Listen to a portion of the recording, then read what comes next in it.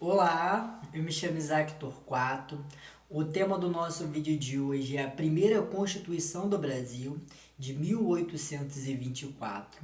Eu irei falar um pouco sobre alguns artigos que eu demarquei como de maior importância para pensar em termos de vestibular e para compreender o contexto da época. Nós não iremos fazer uma leitura gigantesca sobre essa Constituição, mas entraremos em alguns aspectos principais para demarcar o que nós conhecemos a Constituição de 1824, que vai pendurar por maiores tempos aqui no período imperial do Brasil.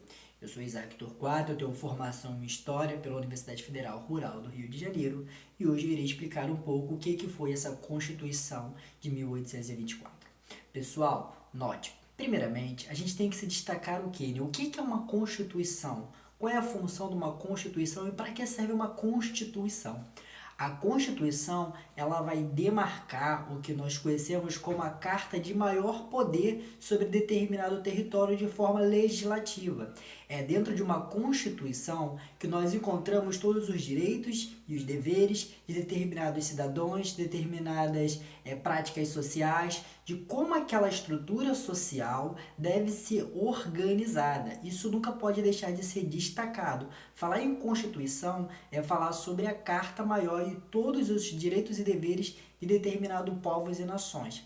Entretanto, nós não podemos se destacar que quando falamos de uma Constituição, nós estamos falando de um determinado período histórico que ela foi escrita, que ela foi demarcada. Cada Constituição responde ao seu período histórico e o seu período histórico ele vai responder também à sua Assembleia legislativa, né? E o que é a sua Assembleia Legislativa? Que vai demarcar essa Constituição, se ela vai ser feita de forma popular, com influência da população, ou de forma autoritária.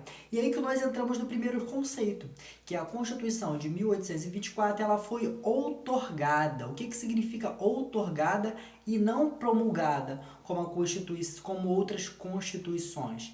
Outorgada significa que ela foi imposta, que ela vai ser feita de cima para baixo. Ela não vai passar por uma Assembleia Constituinte. Por mais que se tentou se passar naquela época, né? Mas ela logo de início, o Brasil ele já entra no período imperial, né, ali em 1822, logo em seguida, em 24 nós temos a Constituição, ela já entra de forma autoritária e imposta, excluindo da população as questões dos poderes e dos direitos àquele determinada Constituição. Beleza, pessoal? Esse é o primeiro ponto. E a história da Constituição, como é que ela vai se surgir? Nós estamos falando ali de um período que o Brasil ele tinha acabado de se tornar independente por Dom Pedro I. E vigorava também ali em disputas vários modelos de Constituição, o que nós conhecemos como Constituição da Mandioca. E o que foi essa Constituição? Essa Constituição ela dava mais poder para quem, né? Para o Legislativo. O Legislativo ele carregava um pouco mais de poder. Tinha-se uma ideia de propor o quê? Uma monarquia parlamentar, onde é que o poder do rei ele fosse muito mais simbólico e se pairava mais os poderes do liberalismo, que é um movimento que estava ganhando bastante força. Porém, quando Dom Pedro vai receber essa carta, a primeira coisa vai ser dissolver essa Constituição e criar uma nova Constituição com cerca de 90 pessoas de 14 províncias que vai demarcar mais do interesse de Dom Pedro I. E aí vocês vão perceber que essa primeira Constituição do Brasil ela tem um caráter muito autoritário, um caráter muito centralizador do poder. E aí é nesse momento que nós marcamos a primeira Constituição do Brasil, né? E essa Constituição, ela vai dar cada vez mais, o poder na mão do rei e vai cada vez mais isso aí vocês vão ver quando nós falarmos sobre artigo por artigo, né? Beleza? Isso é o primeiro ponto crucial. Agora nós iremos falar sobre alguns artigos. Vocês podem entrar na internet e botar no Google, Constituição de 1824, baixar, ler ela uma por uma, né? Obviamente, artigo por artigo, na verdade. Obviamente, a linguagem é do período da época, então é uma linguagem de difícil acesso, não é que nem o português de hoje em dia, até que dá para se entender, mas às vezes nem tanto. Então, eu vou pegar alguns artigos, vou fazer uma tradução para que a gente entenda com um pouco de melhor e um pouco mais clareza. Beleza, pessoal? O primeiro artigo que eu vou citar é o artigo 1. O artigo 1 é ele que vai dizer o quê, Que não podia ser avaliada, né, outros grupos que não poderiam querer, no artigo 1 dizia o quê? Né, que outros grupos não poderiam compor a União do Brasil, né, se eles fossem contra a independência do Brasil. O que eu quero dizer com isso, né? Que, por exemplo, Portugal, que era contra a independência do Brasil, eles não poderiam fazer parte, não poderiam fazer uma aliança com o Brasil. Isso é um ponto muito importante que marca o primeiro artigo, né? E já responde já ao contexto histórico da época. Uma vez que se fazia, né, ali no período da regência de 1821 até 1822, aquela ideia de que Dom Pedro I deveria voltar para Portugal, beleza? Isso é um ponto muito importante, né? Outro ponto é no artigo 2, onde diz que deverá ser dividido, né, o território do Brasil em províncias. Claro que isso já remete lá desde o período do processo que nós conhecemos como a chegada da família real ali, né, com a elevação do Reino Unido de Algarves. Mas agora nós temos a marcação dizendo que, né, deixa de ser capitania, já tinha deixado de ser capitania hereditária desde o período pombalino, mas agora se torna uma província. Isso é um ponto muito importante, que isso vai trazer o quê? Uma fixação agora que os estados, né, que os locais, né, mas frente vai ser estado, né, é demarcado como província. Esse é o primeiro muito ponto importante. E agora, pessoal, no seu artigo 3º, o que marca o caráter centralizador, o caráter autoritário, o que diz, né? Que o seu governo é uma monarquia hereditária, constitucional e representativa. O que eu quero dizer com isso? Que o poder não é um poder republicano onde é que vai ser alterado. O governador ele é hereditário, o que significa que ele só será substituído após a sua morte ou a incapacitação de poder governar a mando dele mesmo, certo? E ele vai constituir o que? O poder constitucional, ele que vai fazer o poder também constitucional também ali, né? E ele é representativo. Isso é um ponto muito importante para marcar o artigo 3, que já traz logo de cara o caráter centralizador. Quando nós falamos sobre as crises do primeiro reinado, nós estamos falando sobre esse problema que ocorre no Brasil, que é a centralização política, que parte da elite vai reivindicar este poder. Beleza, pessoal? No artigo 5º, vai dizer que a religião oficial é o catolicismo. O catolicismo que já pendurava já desde o período colonial, desde a chegada dos primeiros portugueses aqui no Brasil, né, através lá de 1500, através dos jesuítas, né, ali com a chegada do primeiro governador geral, enfim, então o catolicismo ainda era bastante forte, e quando nós temos a primeira Constituição ainda tem o catolicismo bastante com uma marca muito maior. O Estado ele não é laico, pessoal, beleza? Além disso, poderia sim cada pessoa, né, ter a sua religião desde que ela fosse exercida dentro de casa. Você poderia utilizar uma religião, mas dentro da sua casa, não no lado de fora. A sua religião é privada, não pública, porque o público ela é o catolicismo. Ele é muito importante também, né, para marcar que, por exemplo, para você se candidatar, você teria que ser também religioso, teria que ser católico, entre outros pontos, beleza? Aí o escravizado, ele poderia exercer sua própria religião? Não. Por quê? Porque o escravizado ele é uma propriedade, ele não é livre. Então, isso marca também um caráter de intolerância religiosa, porque você não pode exercer sua religião do lado de fora, mas sim do lado de dentro, no seu âmbito privado, no âmbito onde é que ninguém está vendo, beleza? Isso é um ponto importante, isso está no artigo 5º da Constituição de 1824, beleza? No artigo 6º, pessoal, dizia sobre as pessoas nascidas em Portugal, que vieram para o Brasil, assim como Dom Pedro I, né, e eram considerados brasileiros. Além disso, pessoal, aquelas pessoas que tinham posses de terra, elas também eram consideradas brasileiras e já estavam aqui durante esse período, né, que chegou aqui no Brasil. Isso é um ponto muito importante, falando sobre o nascimento e o registro de cidadania no Brasil. Beleza? Escravizado? Escravo não, escravo é a propriedade. Na concepção da elite, da estrutura monárquica, isso é propriedade, beleza, pessoal? Vocês estão entendendo como é que a configuração da monarquia, ela se centraliza cada vez mais num caráter autoritário, num caráter centralizador?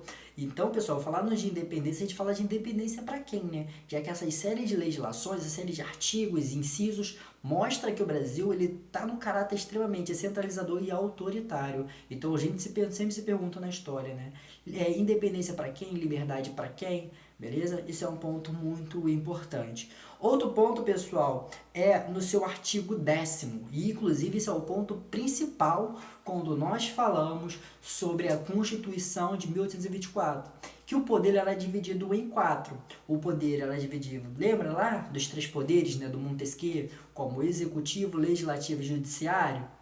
Beleza? Aqui nós temos mais um, que é o quê? Que é o poder moderador, que está acima dos três poderes. O executivo, ele fica a cargo também, pessoal, do poder do rei. Então ele já compunha já mais ou menos dois poderes, beleza? E o legislativo e judiciário, né? Ele vai ser composto, né, por nomeações, vai ser composto por eleições. Há um ponto muito importante destacar que existia eleições no período imperial, mas eram eleições extremamente restrita à elite e restrita também a pessoas que pensam em fazer coisas voltadas para o seu interesse, e caso o interesse do imperador não fosse aprovado, o que ele fazia? Vetava. Lembra sempre disso. Toda vez que acontecer algo que o imperador não gostar, o poder moderador pode ir lá e acabar com algo. Isso é um ponto muito importante, demonstra esse caráter autoritário, essa formação desse ideário de Brasil independente do período imperial.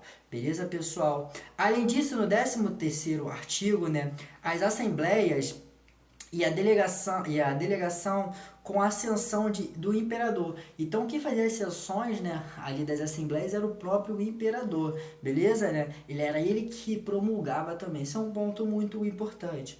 O 14º artigo, né, dizendo que a Assembleia ela compõe o quê? Através de deputados e senadores. A Assembleia ela era dividida de forma bipartidária, de bicameral, né?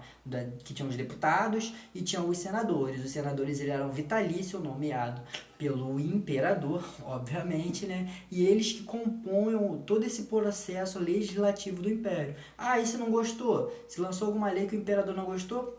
Veta com poder moderador. A gente nunca pode deixar de se passar desse ponto, pessoal. Além disso, no artigo 10º e 35, né, 35º, desculpa, é importante destacar o que, né? Que a Câmara dos Deputados ela era eletiva e temporária. O que ele quer demonstrar com isso, né? Que as câmaras, elas poderiam lá, as pessoas poderiam lá votar, mas ela não era hereditária ou vitalícia como o poder do imperador. A gente não pode deixar de destacar. E para aquela pessoa se candidatar, ela tinha que ter, para cada cargo, ela tinha que ter uma série tipo de renda. Não poderia qualquer pessoa ir lá e se candidatar. Tinha que ter uma série tipo de renda, R$1.000, R$200.000. E quem vai votar? Pessoas com renda, pessoas cristãs, homens acima de 25 anos, beleza? Com exceção, pessoas militares e pessoas casadas, mas mesmo assim era uma restrição muito pequena. Falar sobre o processo eleitoral, a construção legislativa, judiciária, executiva, falar sobre a estrutura política do império é falar sobre restrição. Restrição aqui a uma elite e a um império, beleza? E a população fica a cargo público, a cargo próprio, cada um por si, todos por um. Isso é muito importante. É claro, né, que essa Constituição ela vai gerar muitas crises, muitas revoltas ao longo da história do Brasil imperial, que vai de 1822 até 1889. A gente não pode se destacar isso, pessoal, beleza? Em o artigo 40, né, ele vai trazer pra gente, né, o 40º, vai dizer o quê? Que o Senado ele é vitalício. O que quer dizer com isso? Que você foi nomeado pelo imperador, você vai ser senador até o fim da sua vida. Você acha que ele vai escolher qualquer pessoa? Óbvio que não. São pessoas ligadas aos seus interesses, ligadas à sua política. Aí não gostou? Veta. Lembra sempre disso do poder moderador, beleza? No artigo 90, né, nós temos dizendo que a eleição ela é indireta, você não vai votar como hoje em dia, né, nós votamos para os deputados, os senadores que vão representar a gente lá no Poder Legislativo, não, você votava para um certo tipo de grupo e esses grupos ele elegeria determinados deputados, vereadores, isso é muito importante. Inclusive era tipo dados os partidos, né, o Partido Liberal, o partido dos portugueses, os partidos brasileiros. Isso é um outro assunto também bem complexo e vai estar mais explícito mais quando falar sobre o período regencial. Beleza? Outra coisa, no artigo 92, ele vai trazer as pessoas que não poderiam que não têm direito ao voto. E quem são essas pessoas? São as pessoas que têm uma renda inferior a 100 mil réis. São pessoas escravizadas, como eu trouxe para vocês alguns, já falei de alguns, né? São mulheres, são pessoas menores de 21 anos. Olha como é que a construção política está sendo cada vez mais restrita. Olha como é que se governa para poucos e se faz a política para cada vez menos pessoas e para pessoas com cada vez que tenham mais renda. Isso é um ponto muito importante. A partir do artigo 100, nós temos o que? Né? O poder moderador sendo explicado. No artigo 100 vai explicar esse caráter centralizador do poder moderador. Temos no inciso 1 que, né? Que o imperador ele nomeia o Senado. É ele que vai nomear, então não tem uma eleição para ter oposição. É uma política feita de cima para baixo.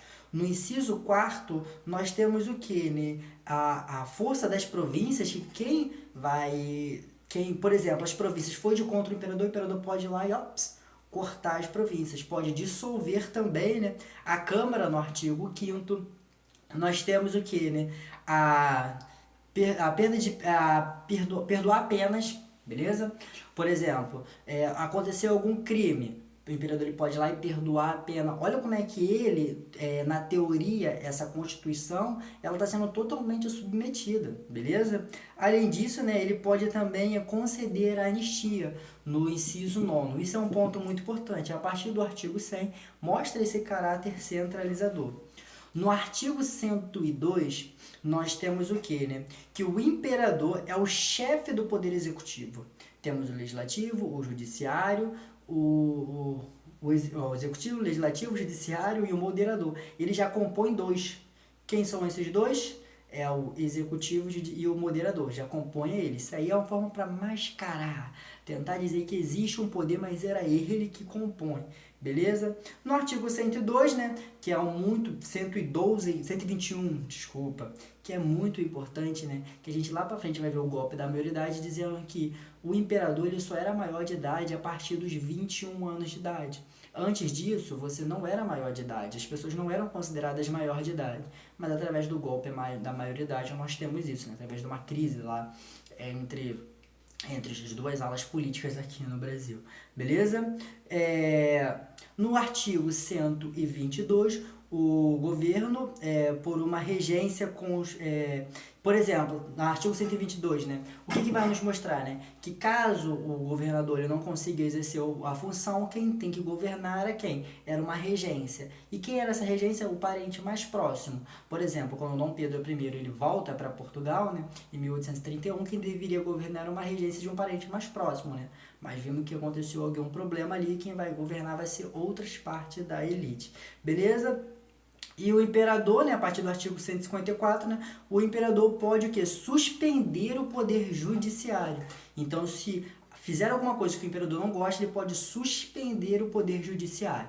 Por fim, eu sei que é meio chato ficar falando ponto por ponto, às vezes a gente fica um pouco meio confuso, mas eu quero que vocês entendam de forma central que falar sobre a Constituição de 1824 é falar sobre o caráter autoritário, esse caráter centralizador. E não podemos nunca esquecer que ele advém do que nós conhecemos como a divisão dos 4 poderes, que é o poder moderador, que vai o quê, né? Centralizar cada vez mais essa política. Falar sobre o império também de Dom Pedro I, falar sobre essa conturbação e utilização do poder moderador. Não que Dom Pedro II não tenha usado, mas aqui como estamos falando desse processo de início, estamos falando sobre a utilização mais de Dom Pedro I. Beleza, pessoal? Espero que tenham curtido, espero que tenham gostado. Essa foi a nossa aula sobre a Constituição de 1824. Irei falar uma por uma, já falei aqui sobre a de 1988, iremos falar de outras constituições. Se vocês quiserem ter acesso a essa Constituição, só pesquisar no Google com muita facilidade. Eu vou ver se eu consigo colocar aqui o link na descrição. Só colocar a Constituição de 1824, ela está em domínio público. Vocês podem ler e destrinchar ela a seu cargo, beleza? Show!